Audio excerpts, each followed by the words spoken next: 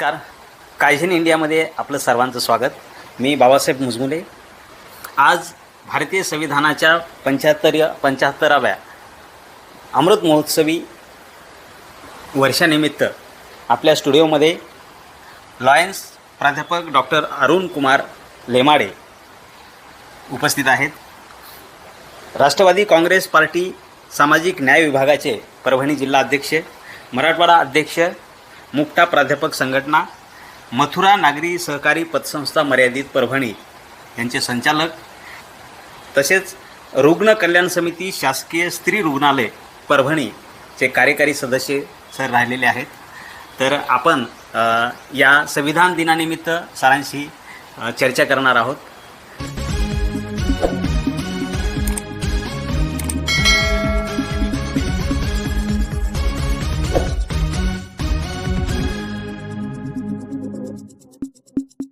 Kaizen India news चॅनलमध्ये आपलं स्वागत करतो. जय भीम. आज संविधान दिन, संविधानाचा 75वा वर्धापन दिन.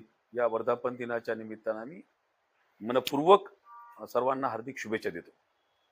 याही पेक्षा आणखी प्रगती आपण आधी करू शकलो असतो आणि याच्या पुढे आपण असतो असं मला म्हणायचं. बरं, म्हणजे मला असं विचारायचं की बाबासाहेब आंबेडकरांना संविधानामध्ये जे अपेक्षित होतं की या संविधानाला जर योग्य पद्धतीने चालवलं तर जे सामान्य माणसाला, म्हणजे गाव वाडी तांड्यावरचे ज्या नागरिक आहेत त्या माणसाला जो न्याय हवा आहे तो निश्चितच मिळेल.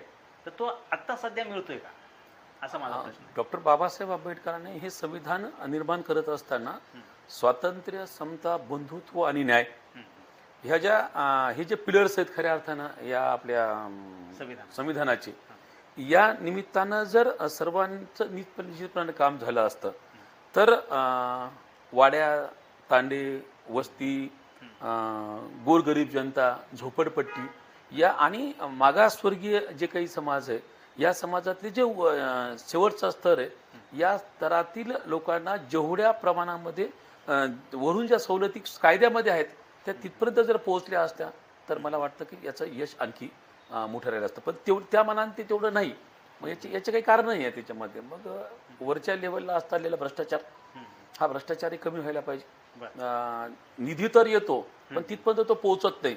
मग याच्यामध्ये जे काही लूज म्हणजे आपण फोर्सेस आहेत बदले हे आहेत ते आपण थोडे कमी व्हायला पाहिजे. न्याय देत असताना त्या माणसाच्या जातीपातीवर त्याला न्याय न देता त्याच्या बुद्धिमत्तेवर दिला गेला पाहिजे. महिलांना आता आपण 50% आरक्षण आता दिलंय. म्हणजे महिला ज्या स्वातंत्र्यापूर्वीच्या चूल आणि मूल घराच्या आत होत्या त्या महिला आपल्याला सगळ्या ठिकाणी आज प्रमुख याच्यामध्ये आपल्याला दिसतात. म्हणजे हे पूर्वी व्हायला पाहिजे होतं असं म्हणायचं. मग जर पूर्वी व्हायलाच पाहिजे होतं ते आता त्यातही पुन्हा काहीतरी चाललंय सध्या. यावर्षी दिले आता आपल्याला 50% महिलांना आरक्षण. आपण आता आपल्या निवडणुका आहे स्थानिक स्वराज्य संस्थेच्या महाराष्ट्रामध्ये सुरू येतात. याच्यामध्ये तो न्याय या ठिकाणी त्यांना दिला आहे आणि ते 50% आरक्षण महिलांना सगळ्या ठिकाणी मिळाले. तर मला असं वाटतं की आणि मग ह्या महिला आता तर छान पद्धतीने काम करतात. आता IT सारख्या क्षेत्रामध्ये म्हणजे आपण रुग्णालय पाहतो, रुग्णालयामध्ये डोळ्यात तेल घालून ते रुग्णांची अत्यंत मायेने सर्व्हिस सेवा करतात. आपण ती खूप छान पद्धतीने पाहतो. उलट माणसापेक्षा महिला तर जास्त मायेच्या ममतेने ते रुग्णालयात काम करताना आपण पाहतो. म्हणून ज्यांना आपण एक शक्ती आपण खरं तर दूर ठेवली होती ती शक्ती आता खऱ्या अर्थानं भारताच्या विकासामध्ये हातभार लावते असं मला वाटतं. त्याचबरोबर ज्याला आपण जातीच्या नावावर त्यांना जेवढा न्याय मिळायला पाहिजे तेवढा न्याय खरोखर आजही मिळत नाही. तर तो न्याय जर त्यांना मिळाला तर संविधानाचा खऱ्या अर्थानं यश ते लोकांना दिसेल. आणि आणि दुसरी गोष्ट कशी की जे एखादी हुशार व्यक्ती, त्या हुशार व्यक्तीचा फायदा देशाला झाला पाहिजेत आणि म्हणून त्याला तो न्याय दिला गेला पाहिजे. पण तेवढ्या पद्धतीने तो मिळत नाही. असं थोडं तेवढे लूज फोर्सेस निश्चितपणे याच्यामध्ये आहेत.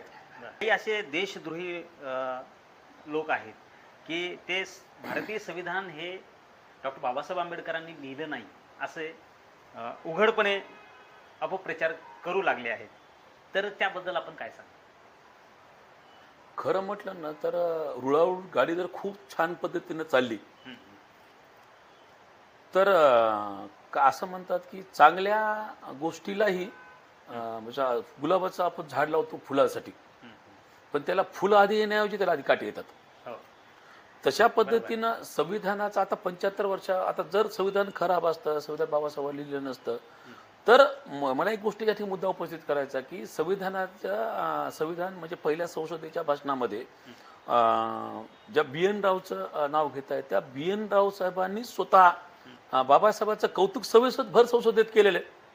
आणि त्यांनी सांगितलं की जी मसुदा समिती, बाबासाहेब आंबेडकर मसुदा समितीचे अध्यक्ष होते डॉक्टर राजेंद्र प्रसाद, तत्कालीन राष्ट्रपती या संविधान समितीचे अध्यक्ष होते.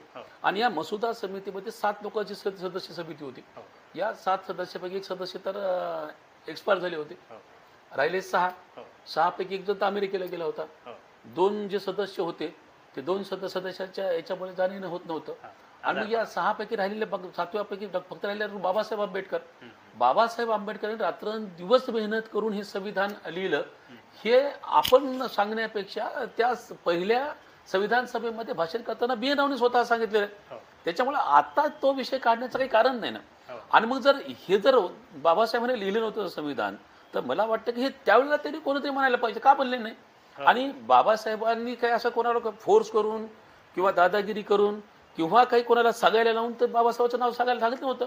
संविधान सभेमध्ये खुद BN राव त्या संविधान सभेमध्ये पहिले 2 जण वारले होते त्यामधले, तर एकाच्या जागेवर त्या TT कृष्णमाचारी यांना घेतलं होतं आपण संविधान मसुदा समितीवर.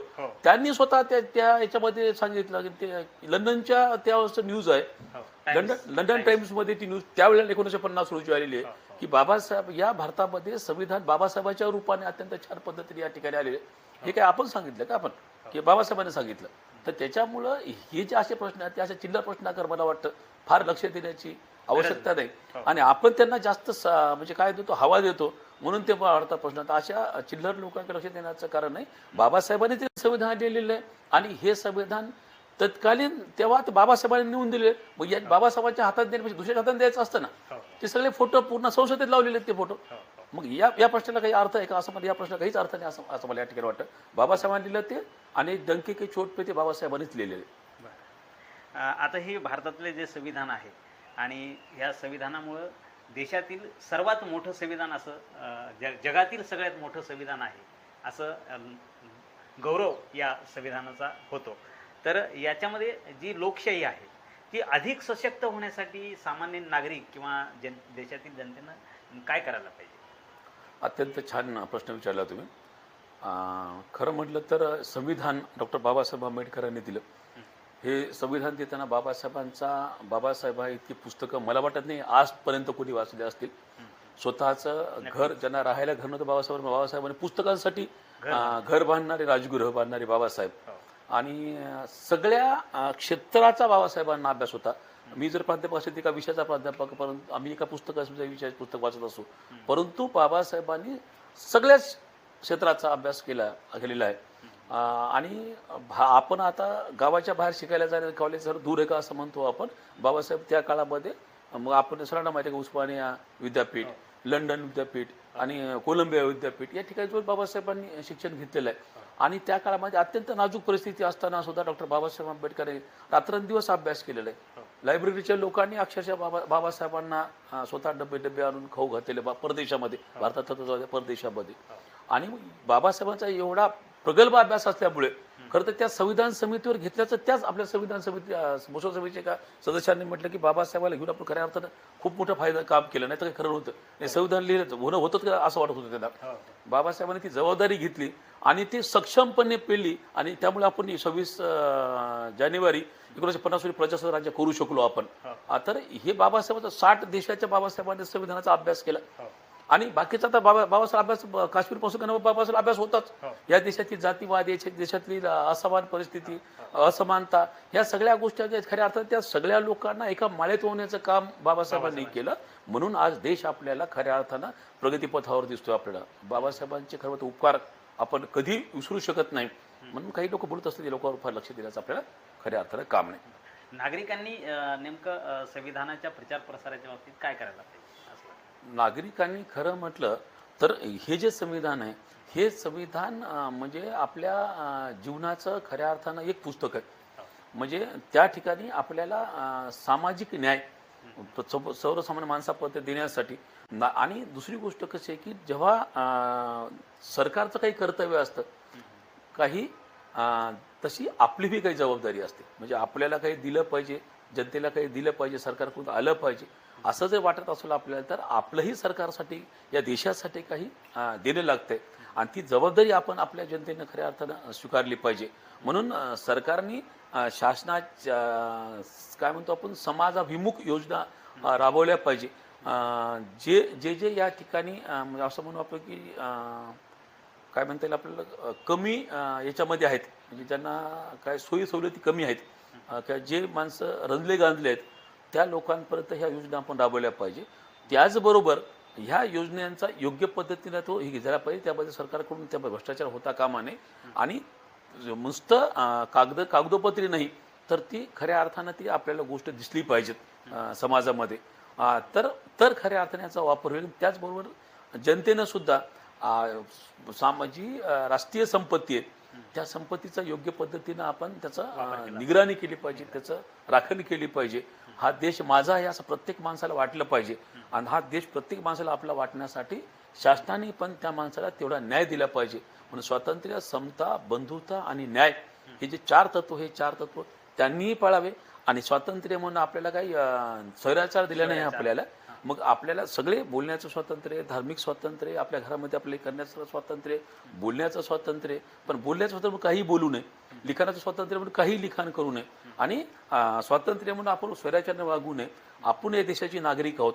बाहेरचे लोक आपल्याकडे बघतात, हे बघत असताना आपण त्या देशाची शुद्ध नागरिक आहोत, सुजाण नागरिक आहोत हे आपल्यातूनच दिसलं पाहिजे. आणि शासनाने पण हा आपल्या घरचा व्यक्ती आहे, आपल्या देशातला व्यक्ती आहे. म्हणून शेवटच्या टोकापर्यंत अनेक योजना त्याच्या आणल्यात, अनेक योजना दिव्यांगासाठी योजना आली, आरक्षण आणलं, गरीब लोकांना मदत करण्याचा प्रयत्न केला, परंतु ते तिथपर्यंत राहू नये. तर या देशातले सगळे माणसं सक्षम झाले पाहिजे असं या निमित्तानं मला वाटतं. बरं, आता हे सध्या मोबाईलचा जमाना आहे आणि वाचन कमी झालेलं आहे.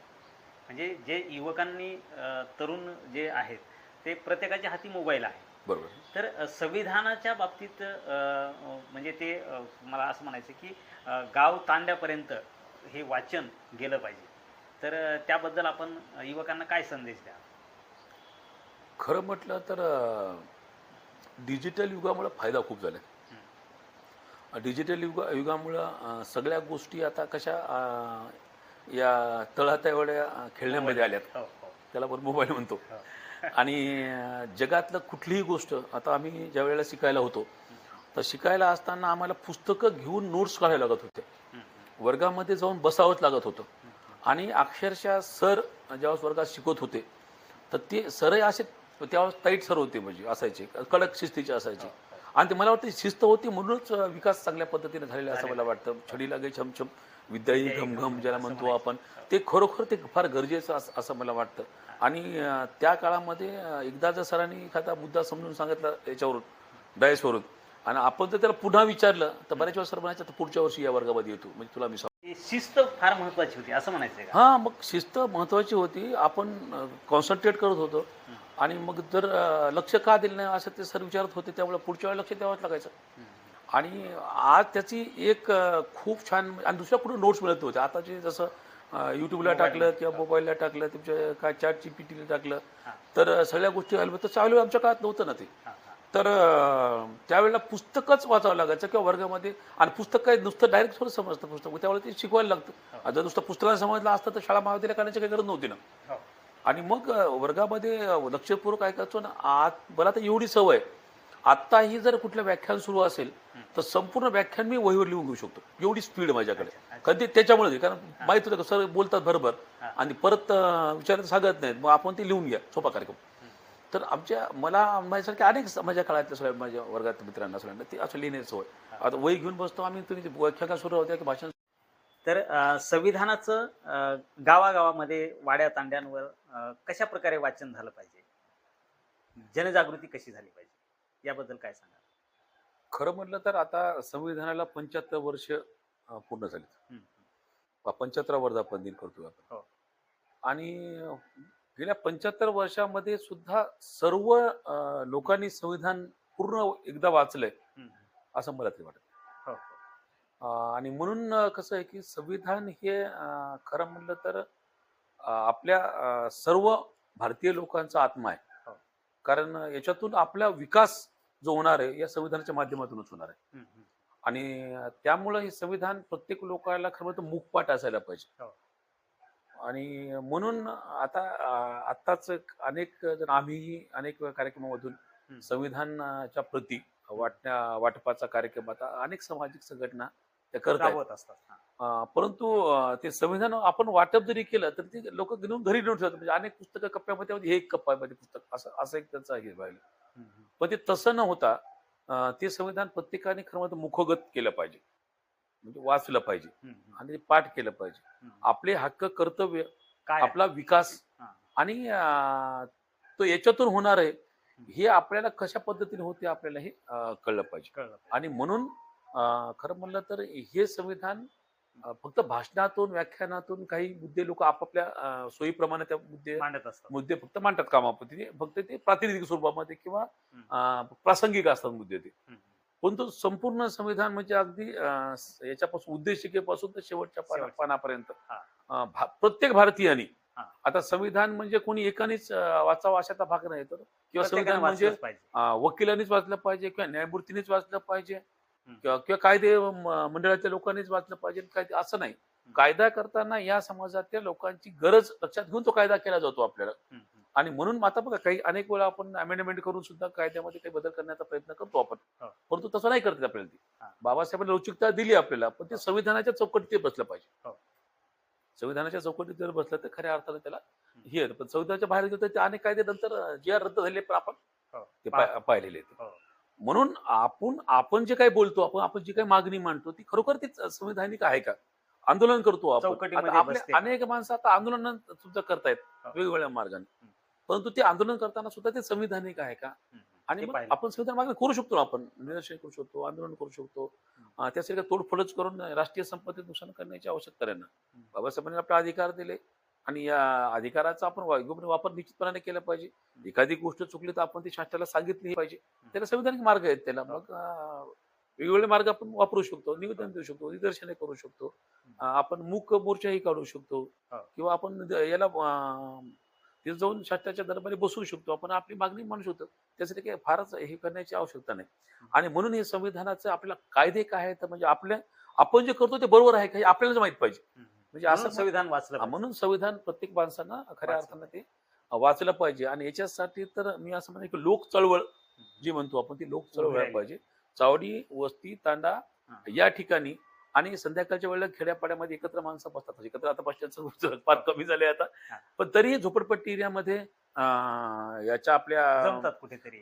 ग्रामीण भागामध्ये खेड्यामध्ये आताही माणसं एकत्र बसतात. हो. त्यावेळेला ही चर्चा आपण इकडची करतोच. त्याचबरोबर या खरं म्हणलं तर तरुणांनी हा पुढाकार घ्यावा, सगळ्या लोकांनी एकत्र बसवावं आणि त्याच्यातून सांगावं. आणि मग आपल्याही अधिकाराची आपल्याला जाणीव होईल की अरे हे अधिकार आपला आहे, हा फंड आपल्यासाठी आहे, आपण इथे खरोखर आला का तो. हम्म. पण त्याच्यामध्ये कमिशन घेऊन ते काही हो कामाचं असं बनण्यापेक्षा ते खऱ्या अर्थानं त्या ठिकाणी ती वस्तू गोष्टी लागतात. अनेक वेळा रोड बनावे लागतात तर ते रोड दरवर्षी उघडतात. ते नाही उघडले पाहिजे. हो. म्हणून हे तिथल्या राहणाऱ्या लोकांना वाटलं पाहिजे. पण लोकांना देणं घेणं नसतं. कॉन्ट्रॅक्टर येतो हे जातं. म्हणून संविधान हे प्रत्येक माणसानं वाचलं पाहिजे. वस्तू ताड्यावर याच्यावर केलं पाहिजे. आणि घरोघरी ती पोथी लावल्यासारखी खरं तर घरात ते वाचलं पाहिजे. हा, हा. आणि ते सगळ्यांना ते पाठ झालं पाहिजे. आपण जर वाचलं तर आपलं मुलं वाचतील भविष्यात. आणि मुलांनी जर वाचलं तर मग त्या अर्थाने ती पुढे ती काय म्हणतो आपण की पूर्वीच्या काळामध्ये लिखित नव्हतं. हा, हा. तर ते मुखपाठ मुखोद्गत. मुखोद्गत इथून ते तिकडे गेले, या पिढीकडून त्या पिढीकडे गेले. हो. आता ते लेखी स्वरूपामध्ये आपण वाचत नाही. हो. त्याच्यामुळे संविधान प्रत्येक माणसाने वाचावं. आपल्या हक्क आणि जबाबदारी आणि कर्तव्याची जाणीव करून घ्यावी.